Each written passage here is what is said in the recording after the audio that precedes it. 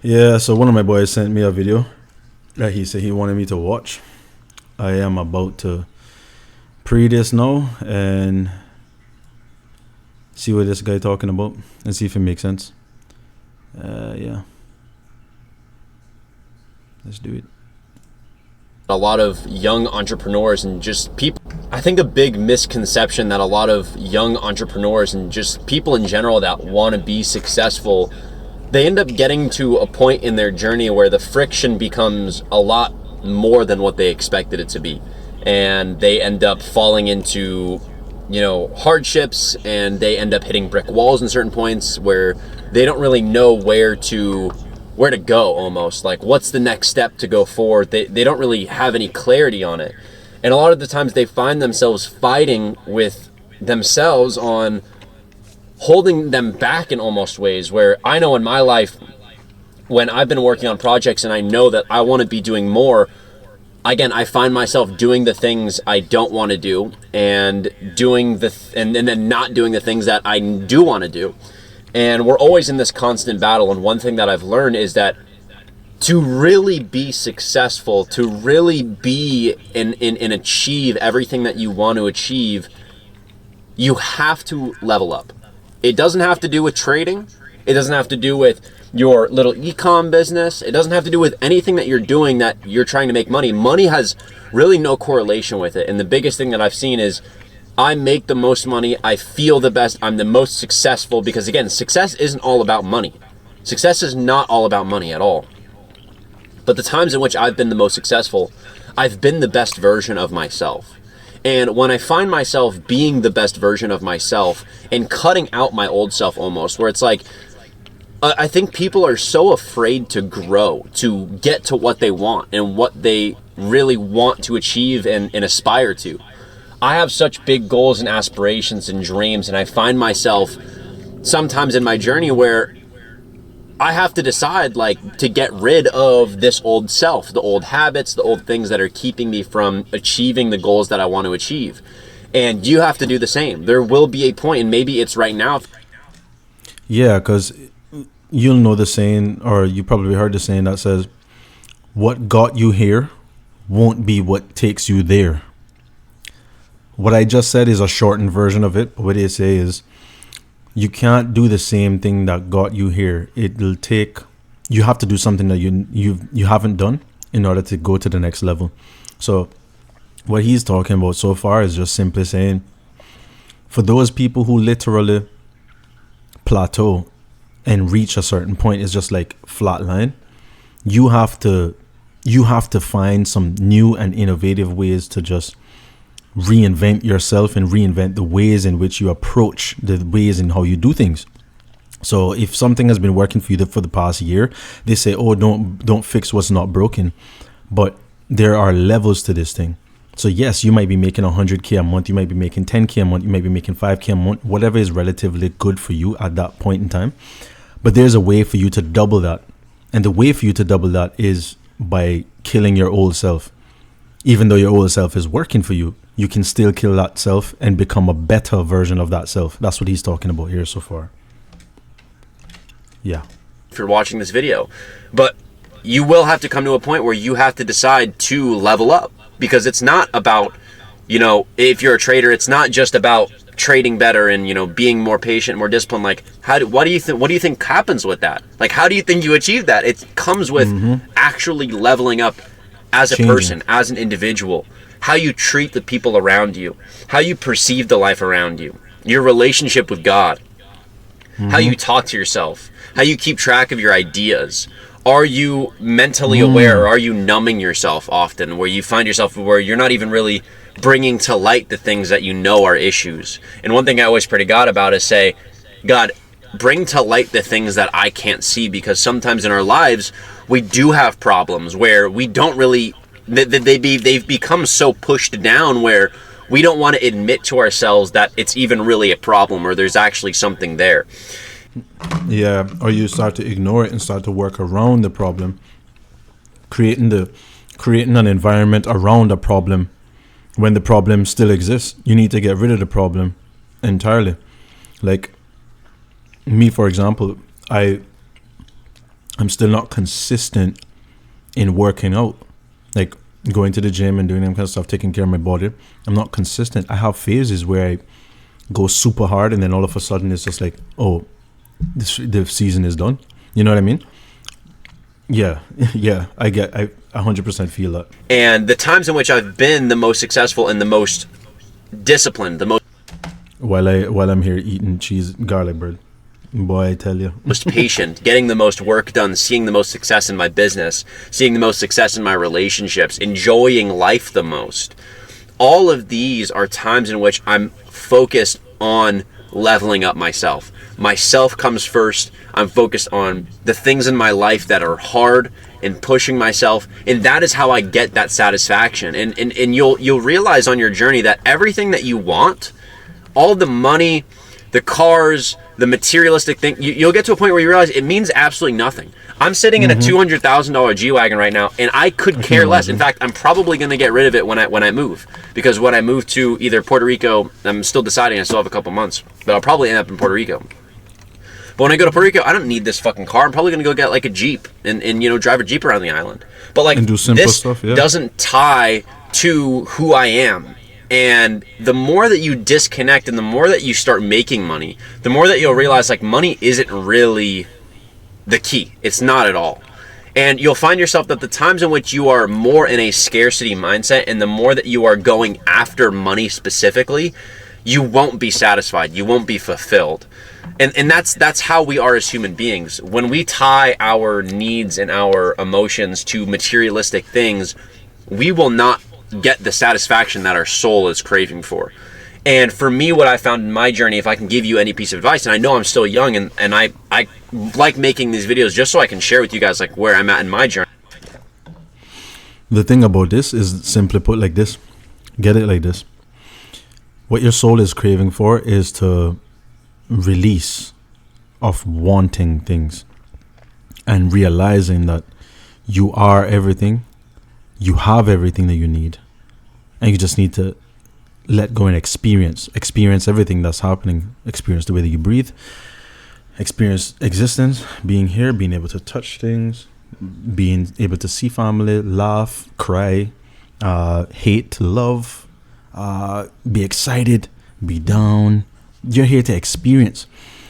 Of course, money is a part of it too, because that brings experiences and it heightens the things that you can experience in this type of economy and world that we live in, right? This industrial type of thing. But in reality, the things that are free, the best things in life are free, as you already know, right? But it is. Breathing is free.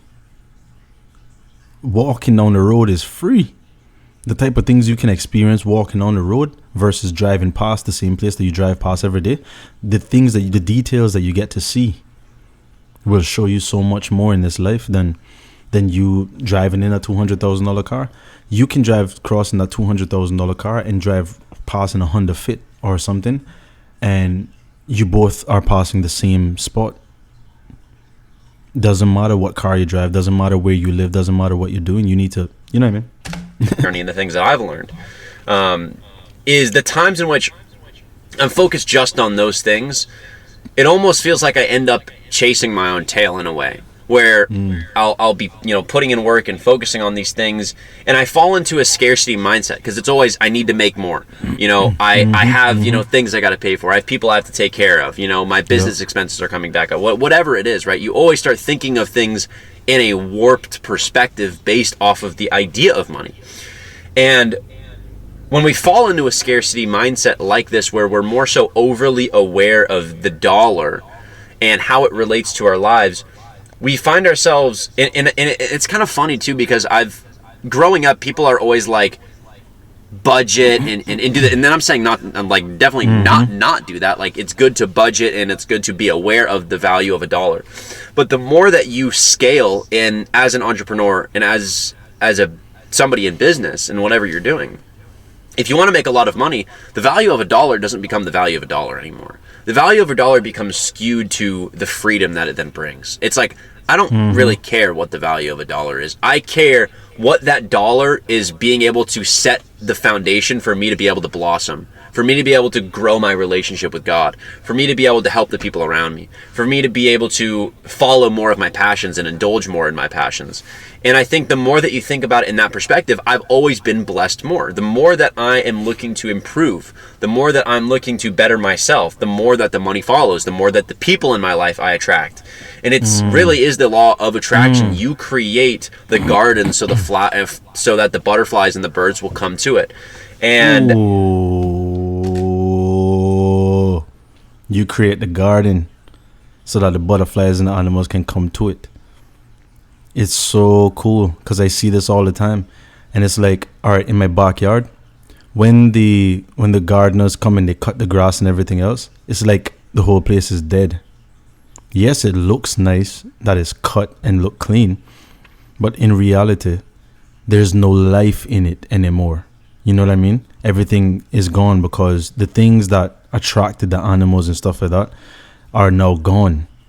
So when the grass is growing back up and you see the weeds and you see the flowers punching out, that's when you see the bees, that's when you see the butterflies, that's when you see the worms, that's when you see all these different things attracted to that area. So you as a person have to create you have to grow. So yo, that's crazy. I don't even know who this guy is, but I'll figure it out.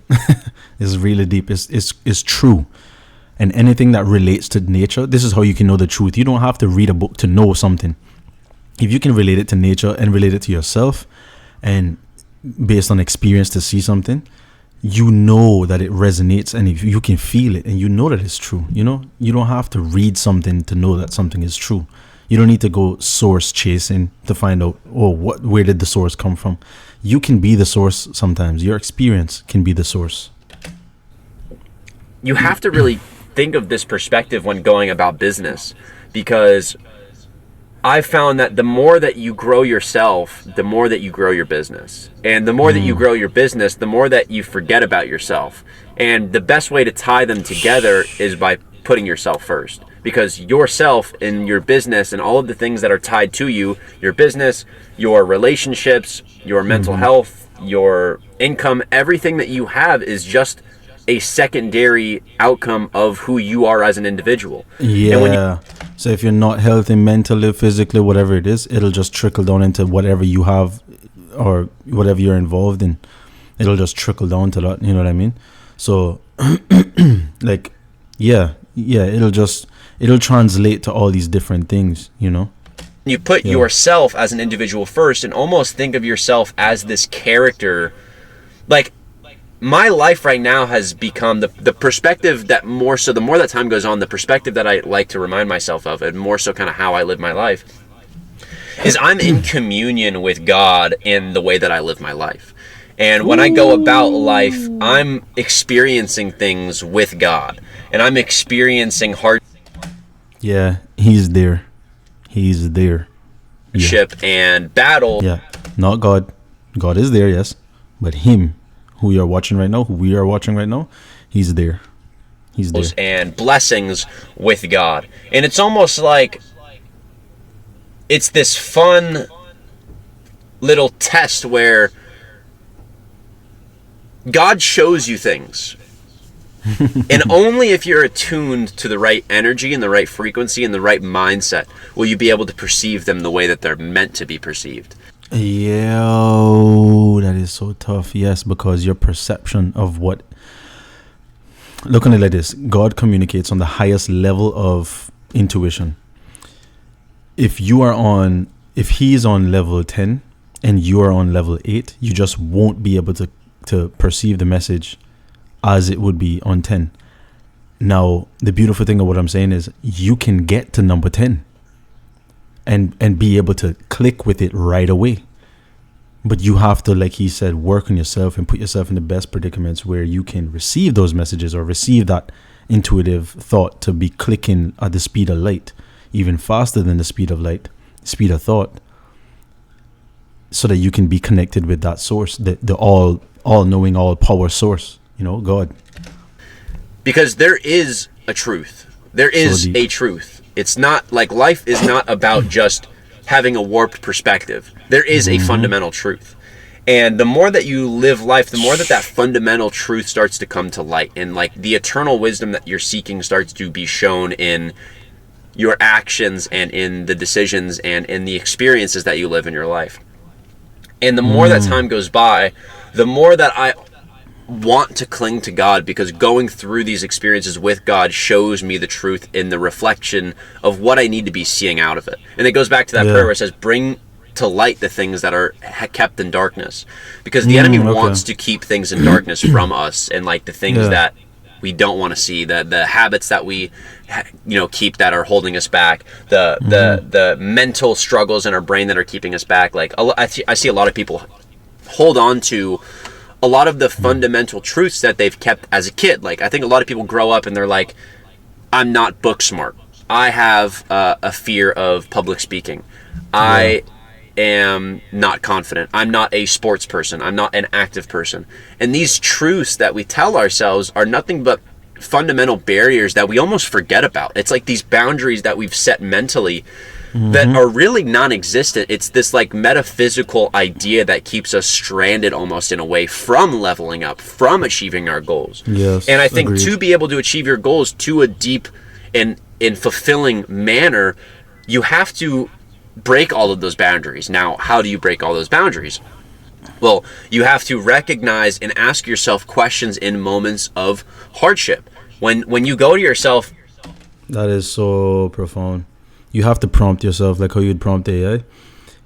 How aware can you make yourself be in the middle of an issue or in the middle of anything? The heightened elevation of excitement. How aware can you be to realize, hey, I'm super elated right now. What's all of this? Or how aware can you be that when you're super low, like let's say anger, or guilt, or you're you could be mourning something, right? How low can you be? How low can you get, and then be aware and snap and say, what is this? How neutral can you be? How neutral can you be by awareness? That I mean, awareness is like neutrality. And the emotions, as the human emotions, is something that wavers like this. Like it's like this, it goes like this, and the center line is your awareness. Now you can be aware of the line going up, you can be aware of the line going down, but how neutral can you be? And then ask yourself questions in the midst of the height, the peaks, and the valleys. That is very profound, what he just said. And you find yourself doubting. It's like, I can't do this, or this is a problem, or I'm struggling with this. Like, really sit down and ask yourself, is this really a struggle, or is this just a perception problem? And I found in my life where a lot of the problems that I seem to, because things pass, like, the quote, the saying, this too shall pass. Like, that's life. This too shall pass. The clouds to me are like reminders that you shouldn't cling on to anything, because this too shall pass. Every moment is passing. The more you cling on to a moment is just you literally clinging on to the past, because that moment, that even the very single moment that that something happens, there's a moment following up from that. So that thing has already happened and it's already gone. What are you going to do? Sit back and reflect on a past moment, or continue and look forward? How aware can you be to just continue being neutral and experiencing the stuff? Ask yourself the question. I like this. That seem to arise in my life are really not problems. It's a perception problem. It's a false reality. It's a false problem that my mind has skewed and warped in a way to cause scarcity, to cause anxiety, to cause... All he's talking about right now is the capitalistic life. Bills. Your bills is like one of the biggest things that he's talking about right now. The fact that you have bills is like the top of the pyramid, and underneath it you have your job. The job pays for the bills. But then at your job, you have your boss that might get on your nerves. So now you have an emotional connection to that boss and the job that ultimately pays your bills. So now you have these different layers of things that you have to go through, which in reality, guess what? Again, perceptually, you don't have problems. Why? Because the bills aren't real. It's still made up, though still a real thing. So that's the whole paradoxical thing about this whole discussion here right now. You know, your bills is the biggest thing that could ever draw emotional imbalance in your day-to-day life, other than the actual natural occurrences like death or an accident or something slipping up, or you might get cut. You know what I mean? Simple things like that. Outside of that, in the made-up mindset thing, your bills, jobs, friends, you know, that kind of stuff. Stress, to lose a lack of self-identity. And these are things in life that push us away from our goals. And that's the enemy in our head. And when we find ourselves in points in time like that, where we are being attacked in those manners, we have to, number one, reflect and say, this is a river thought. And I always like saying, what does that mean? You're like, what is a river thought? Our brain is the mountain. Our body and our vessel and our soul is the mountain. The thoughts that run through our head are nothing but the stream, the river that runs through it. They're two separate things. You are not your thoughts. I am not my thoughts. I am me. I am a vessel in relationship with God. Yep. And the thoughts that run through my head are nothing but the ever endless flow of that river. Yeah. And once you realize that these are two separate things, you're able to be an observer. Yeah. The observer, the neutral part, the observer. Become the observer. If you become, he's there. He's there. If you become the observer, you realize nothing is happening to you. Nothing is happening to you. You're just here watching. You're just observing everything right now. I'm talking to you right now, and I'm observing myself talking to you. You who? I'm talking to this camera. But the person viewing this video, you, that you call you, is also another observer. And you're observing me speak on this right now, while I'm also observing myself and observing him. And you disconnect the both of them. I am nothing more than the observer in relationship with God. I'm not my body. I'm not my thoughts. I'm nothing. And sometimes when you sit in silence long enough... Not I'm nothing, but I'm no thing. I'm nothing to be attached to. I'm nothing that was attached to something. As the Bible says, I am. I just am. I have that in my bio right now, in my Insta bio. I am. I am, meaning I just am. I'm not attached. I'm not this. I'm not that. Although at the same time, I am this and I am that. But I just am. I am. Yeah. You get to realize that, like, I'm sitting in this parking lot seeing these things, but I'm seeing it not from me. I'm seeing it from the endless void of the observer. Like, I can perceive the world not as me. I can perceive the world as an observer, meaning there is no identity. Why I just said, because there is none. I am. I am that I am. I am. There is nothing else. There is nothing else. There's no Tevin sitting here. There's no. It's just a vessel in connection with God, seeing the ever flow of thought. That's it. Objectively viewing the world of an objectified lens.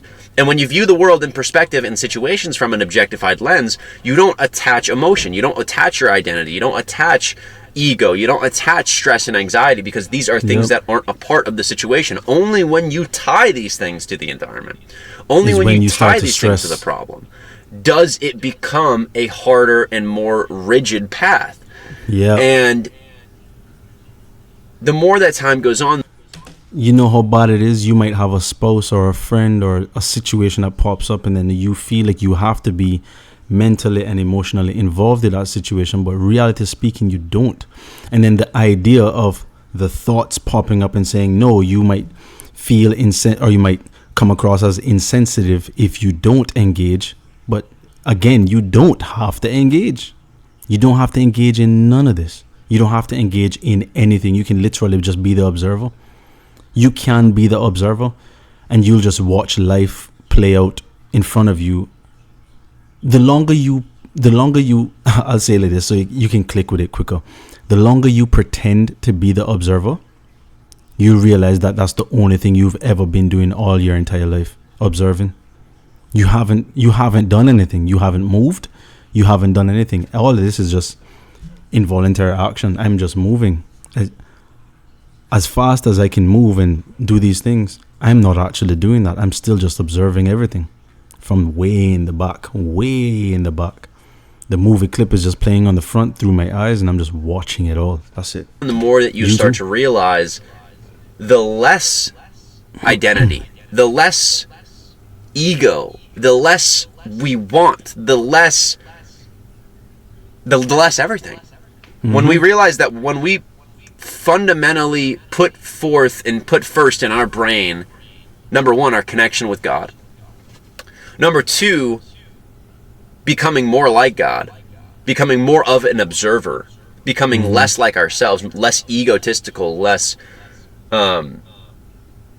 like we know exactly what we're doing. And when you see me and you see other people on social media, there's times in my life where I am super clear. The vision and the path is so clear, and I'm taking every step forward. And then 1 week, 2 weeks later, somehow I'm like, where am I? I don't know where I'm going, what I'm doing. And that's completely normal. But in those times, I find myself, when I am lacking the direction, I find myself that I'm more enveloped in self-identity than I am enveloped in the path that's in front of me. And I think when you sensitize yourself to this energy, and when you sensitize yourself to the energy that is stringing you along this path, everything that you want and you desire is already manifested in reality. It's already here, yeah. And the more that you follow the energy that's pulling you towards it without overthinking it, without being too egoed, without trying to inflict your will upon it, you'll end up realizing that it's almost like this effortless journey to get there. And it's the idea of exchanging, striving for arriving, which I've talked about before. You exchange the idea of when we're striving for something, we're pushing. We're almost like we're pushing so hard where it feels like we can't get past a brick wall. And it's another example is like the palm tree that is stiff snaps in the wind. When the storm comes, when hardship comes, when we're stiff, when we're solid mind, when we're egoed, a lot of the times it does the opposite of what we expect it to do. It actually makes us snap. But when we're flexible, when we're loose, when we're objectively being shown the path and being submissive to it, and submissive to the journey in good and bad, we understand that good is for us and bad is also for us. Yeah. And we submit and say, I know that this is for me. Yeah. Any hardship that arises, you're a palm tree in the wind. You're flexible. You don't snap. You're able to withstand these things in a submissive way. And when we're in a submissive way, we're able to experience life in such a deep and more meaningful manner. Because ego, sin, are the things that pull away from that deeper meaning of what we're meant to experience. And the more that we seek a deeper fulfillment and be more submissive to God's plan, the more that we're able to experience and end up getting what we want in the first place. And what he just said was kind of a contradiction, but not really. But here's what he said. The more you seek, right? Now, as an observer, again, you're not seeking anything. To be entirely honest, you're not seeking anything. You just are. You're just here. You're just here. And I think, just like he's saying, if you do something, then there's an equal and opposite reaction. Therefore, if you don't seek, then you will be the one that's found. So God will end up finding you. Not when you are searching for God. God will just find you. When you are just being still. Be still and know that I am God. Therefore, your stillness, and by your stillness, I mean your observation of just everything that's happening around you, whether good or bad, you just don't even get too emotionally involved. You just are, and you know this, your awareness. I'm not saying, hey, don't cry. I'm not saying, hey, don't laugh. I'm saying the more you are aware and realize that this is all just another cloud passing, then you realize, then you start to hear the whispers. The whispers is God. that is trying to talk to you, communicate to you, and show you certain things, paths. Now you can become a vessel that God can use. And now people won't understand the reason how you or why you do what you do or how you do what you do. But that's because that's between you and God, right? And typically you know those people because you see them operate at a certain level, you see them do certain things, and you're just like, how in the world are they doing this and I'm not doing it? Well, I believe it's simply because God found them, because they realize they're the observer and they're not here to be egoed out or identified, because you're not an identity. You are not your body. You are not any of these thoughts that you have. You just are another vessel for God in his playground to use. And if you don't want to be used, then that means you're going to be identifying yourself with things. That means you're going to attach yourself to things. So the less you move with identity is the more you move with God. Identity to me is what the devil is. Anything that has an attachment or identity or a belief, anything that's not free flowing with the flow of life is the devil. Simple as that. The only thing that can be attached to God or is God, because there's no thing that will be attached to God. It just is, or it isn't. And the only thing that is God is the freedom. Freedom. That's tough. Anyways. So, if you're watching this and you're on your journey and you know deep down that you want to be successful, or maybe you already are successful, or maybe you're struggling, wherever you are in your journey, just remember, you will be shown. There will be the paths that need to be put in front of you when they need to be put in front of you. Absolutely. And everything is meant to be. Yeah. Follow the path. And know that every season of your life is meant for a reason. There's times in which I find myself in very hard seasons, and I then have to remind myself, what is God trying to show me in this chapter? Yeah, the questions. What am I failing to see? Yeah. So always be looking to improve. Always remember, everything you want is lying in your relationship with the world around you, in your relationship with God, in your relationship with yourself. Everything that you want aligns in those three things. Hopefully you enjoyed this video. I wish you all the best of luck. Keep pushing. Keep working hard. I'll see you guys in the next one. Love and peace, man. Peace. Oh, where's the... Yeah. Who is this guy? Justin Werlein. Or Werlein. I don't know. But yeah, Justin. That's all facts. And glad there's nothing much for me to say about it. It's just, you're there. Good to have you, brother. very, very simple. Good to have you, bro. This was a very good video. I appreciate my boy for sending me this, and I'm about to literally, thank him for this, because these type of videos is what you use to reset, and they're all for a reason. You know what I mean? It's used to reset the mindset of what you need to have happen in this life.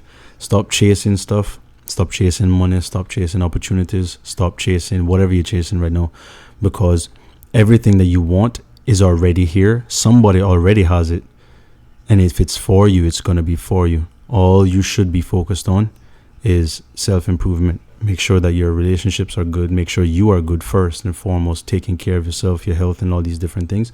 We all know what it is that we should and shouldn't be doing. Like I just said, I just ate that whole garlic bread. I shouldn't be eating that. Too greasy. It's going to be doing damage to my body. But then we know we have slip-ups and stuff like that. But a part of the journey is you falling as well, because you don't know what it's like to stand up unless you fall, right? So there you go. Very good video. I really did appreciate that. Thank you, Justin. Thank you, Les, for sending me this. Peace.